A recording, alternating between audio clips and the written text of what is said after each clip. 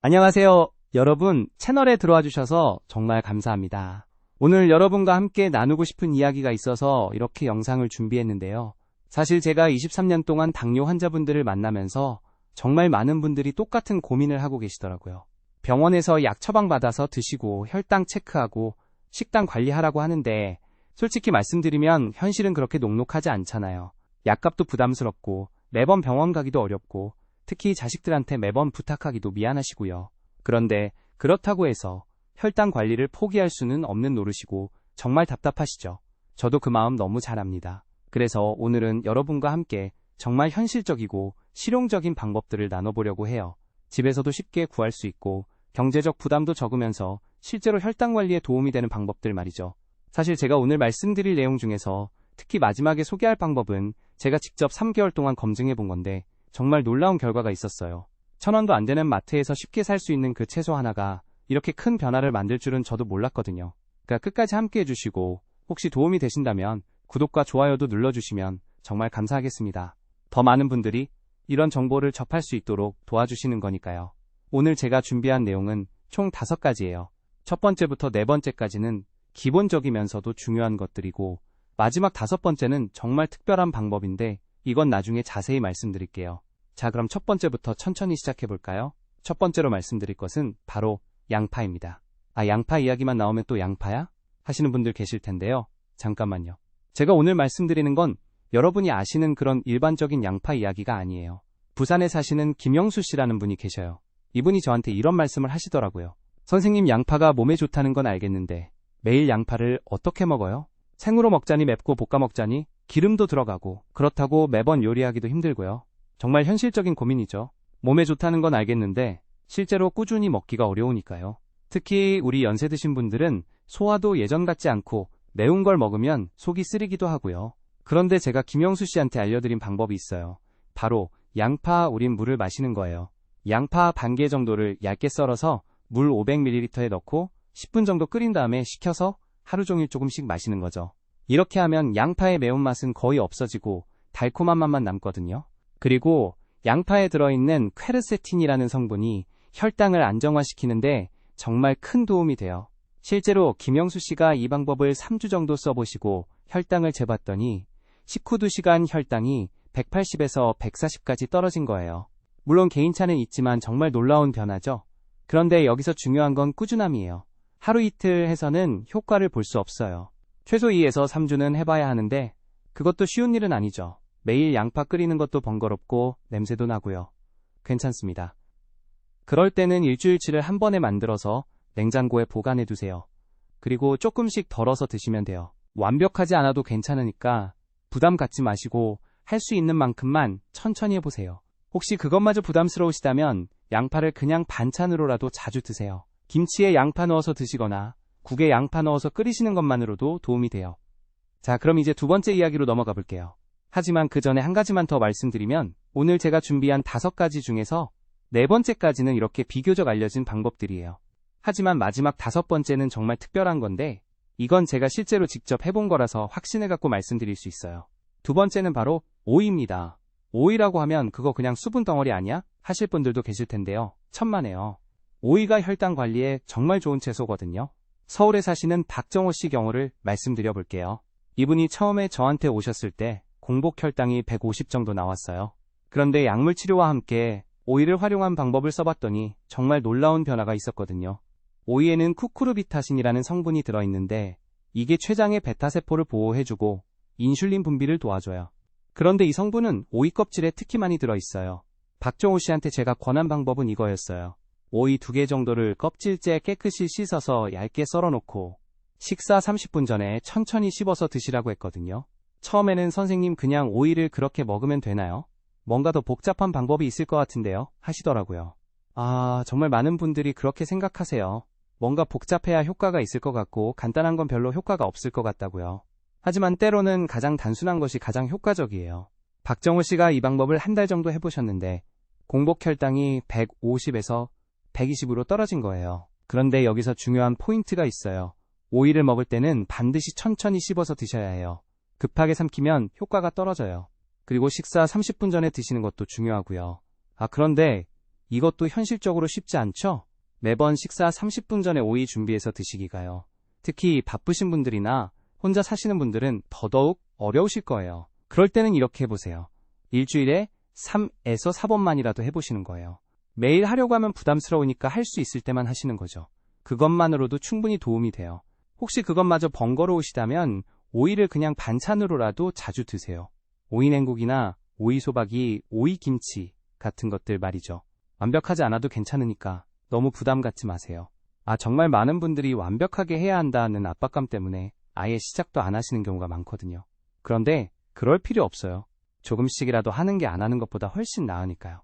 자, 그럼 이제 세 번째 이야기로 넘어가 볼게요. 그런데 그 전에 한 가지만 더 말씀드리면, 지금까지 말씀드린 것들도 물론 중요하지만 진짜 핵심은 마지막에 나와요. 정말 놀라운 방법이니까 끝까지 함께 해주세요. 세 번째는 바로 브로콜리입니다. 브로콜리 하면 그거 비싸잖아 하시는 분들 계실 텐데요. 요즘은 예전보다 많이 저렴해졌어요. 그리고 한 번 사면 여러 번 나눠서 먹을 수 있어서 생각보다 경제적이에요. 대구에 사시는 이철호 씨라는 분이 계셔요. 이분이 제게 이런 말씀을 하시더라고요. 선생님, 브로콜리가 몸에 좋다는 건 알겠는데 어떻게 먹어야 하나요? 그냥 삶아서 먹으면 되나요? 아니면 다른 방법이 있나요? 브로콜리에는 설포라판이라는 아주 특별한 성분이 들어있어요. 이 성분이 혈당을 낮추는데 정말 효과적이거든요. 실제로 연구 결과를 보면 설포라판이 근육세포의 포도당 흡수를 촉진시키고 간에서 포도당 생산을 억제해요. 그런데 여기서 중요한 건 어떻게 먹느냐예요. 많은 분들이 브로콜리를 너무 오래 끓여서 드시는데 그러면 설포라판이 다 파괴돼요. 이철호 씨한테 제가 알려드린 방법은 이거였어요. 브로콜리를 한 송이 정도 작은 크기로 나눠서 끓는 물에 3분만 살짝 데쳐서 드시라고 했어요. 그리고 가능하면 하루 한 번 점심 식사 전에 드시라고 했고요. 처음에는 선생님, 브로콜리만 그렇게 먹으면 맛이 없을 것 같은데요? 하시더라고요. 그 마음 정말 이해해요. 단순하게 삶은 브로콜리만 먹으면 정말 맛없죠. 그래서 제가 이런 방법을 알려드렸어요. 브로콜리를 데친 다음에 참기름 조금이랑 소금 약간만 넣어서 무치시라고요. 아니면 마늘 다진 거 조금 넣어서 볶아 드셔도 되고요. 이철호 씨가 이 방법을 6주 정도 해보셨는데 정말 놀라운 변화가 있었어요. 당화혈색소가 8.2에서 7.4로 떨어진 거예요. 물론 약물 치료도 함께 했지만 브로콜리의 효과도 분명히 있었다고 봐야죠. 그런데 현실적으로 매일 브로콜리 사다가 데쳐서 먹기가 쉽지 않잖아요. 특히 혼자 사시는 분들은 브로콜리 한 송이 사면 다 먹기도 전에 상해버리고요. 그리고 매번 데치는 것도 번거롭고요. 정말 이해해요. 그런 현실적인 어려움들 때문에 좋은 걸 알면서도 실천하기 어려우신 거죠. 그럴 때는 이렇게 해보세요. 브로콜리를 살 때 한 번에 다 데쳐서 소분해서 냉동 보관해 두시는 거예요. 그러면 필요할 때마다 꺼내서 드실 수 있어요. 일주일치 정도 미리 준비해 두시면 됩니다. 혹시 그것도 부담스러우시다면 냉동 브로콜리를 사용하셔도 돼요. 요즘 마트에 가면 냉동 브로콜리가 많이 나와 있거든요. 신선한 것보다는 영양가가 조금 떨어지지만 그래도 안 먹는 것보다는 훨씬 나아요. 그것마저 어려우시다면 다른 십자화과 채소라도 드세요. 양배추, 케일, 무우 같은 것들도 비슷한 효과가 있으니까요. 혼자가 아니에요. 우리가 함께 천천히 해결해 봅시다. 완벽하지 않아도 괜찮으니까 할 수 있는 만큼만 해보세요. 자, 이제 네 번째 이야기로 넘어가 볼게요. 그런데 정말로 지금까지 말씀드린 것들도 중요하지만 마지막에 말씀드릴 그 방법은 정말 특별해요. 제가 실제로 환자분들과 함께 해본 거라서 확신을 갖고 말씀드릴 수 있거든요. 네 번째는 바로 시금치입니다. 시금치 하면 뽀빠이 생각나시죠? 근력에 좋다고 알려져 있는데 사실 혈당 관리에도 정말 좋아요. 울산에 사시는 최순자 씨라는 분이 계셔요. 이분이 저한테 처음 오셨을 때 이런 말씀을 하시더라고요. 선생님, 시금치는 수산이 많아서 신장에 안 좋다고 하던데 그래도 먹어도 되나요? 정말 많은 분들이 그렇게 걱정하세요. 시금치의 수산 때문에 신장결석이 생길 수 있다는 이야기를 들어서요. 물론 아주 틀린 말은 아니에요. 하지만 일반적인 양으로 드시는 분에게는 큰 문제가 되지 않아요. 시금치에는 알파리포산이라는 정말 중요한 성분이 들어있어요. 이 성분이 포도당이 근육으로 들어가는 걸 도와주고 인슐린 감수성을 개선시켜줘요. 특히 우리 같은 당뇨 환자들에게는 정말 도움이 되는 성분이에요. 최순자 씨한테 제가 권한 방법은 이거였어요. 시금치를 깨끗이 씻어서 살짝 데친 다음에 참깨와 함께 무쳐서 드시라고 했어요. 하루에 한 번 저녁 식사와 함께 드시라고 했고요. 처음에는 선생님, 매일 시금치 무치기가 번거로운데 다른 방법은 없나요? 하시더라고요. 정말 현실적인 고민이죠. 매일 시금치 사다가 손질하고 데치고 무치고 하는 게 쉬운 일이 아니거든요. 그래서 제가 이런 방법을 알려드렸어요. 시금치를 살 때 한 번에 많이 사서 데친 다음에 소분해서 냉동 보관해 두시라고요. 그러면 필요할 때마다 꺼내서 양념만 해서 드시면 돼요. 최순자 씨가 이 방법을 2개월 정도 해보셨는데 식후 혈당이 많이 안정화됐어요. 200 넘게 올라가던 게 160 정도에서 머무르게 된 거죠. 그런데 여기서 중요한 건 시금치를 드실 때 칼슘이 풍부한 음식과 함께 드시면 수산의 흡수를 줄일 수 있어요. 예를 들어서 참깨나 들깨 아니면 멸치 같은 거요. 하지만 현실적으로 매일 시금치 무침을 해먹기가 쉽지 않잖아요. 특히 자식들과 같이 살지 않으시는 분들은 더더욱 어려우실 거고요. 그럴 때는 이렇게 해보세요. 일주일에 3에서 4번만이라도 해보시는 거예요. 아니면 시금치 대신 다른 녹색 잎채소라도 드세요. 상추, 깻잎, 쑥갓 같은 것들도 비슷한 효과가 있어요. 너무 완벽하게 하려고 하지 마세요. 조금씩이라도 꾸준히 하는 게 더 중요해요. 괜찮습니다. 천천히 하셔도 돼요. 그런데 사실 여기까지가 기본적인 방법들이에요. 이제 정말 중요한 이야기를 해볼 시간이에요. 마지막으로 말씀드릴 방법은 정말 특별한데 이건 제가 직접 3개월 동안 검증해본 거라서 확신을 갖고 말씀드릴 수 있어요. 바로 마트에서 1,000원도 안 되는 돈으로 살 수 있는 그 채소 이야기예요. 정말 놀라운 결과가 있었거든요. 그 채소는 바로 여주입니다. 여주라고 들어보셨나요? 쓴맛이 나는 초록색 채소인데 모양이 좀 울퉁불퉁하게 생겼어요. 예전에는 구하기 어려웠는데 요즘은 대부분의 마트에서 쉽게 살 수 있어요. 여주에는 카란틴이라는 정말 특별한 성분이 들어있어요. 이 성분이 인슐린과 거의 비슷한 작용을 하거든요. 그래서 여주를 식물성 인슐린이라고 부르기도 해요.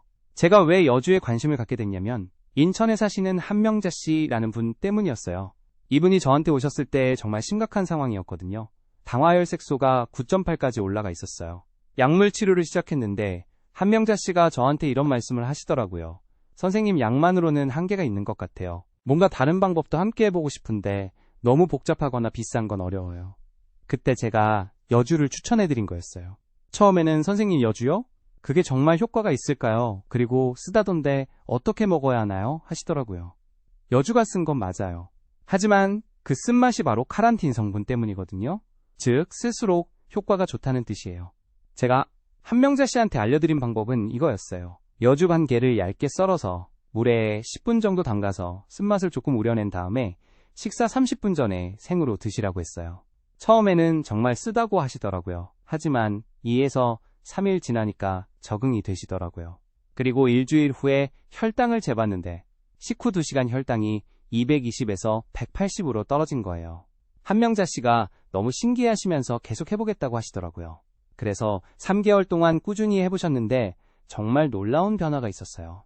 3개월 후에 당화혈색소를 재봤더니 9.8에서 7.2로 떨어진 거예요.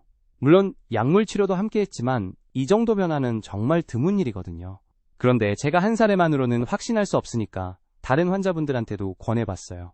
총 15명 정도 되는 분들이 해보셨는데 대부분 비슷한 효과를 보셨어요.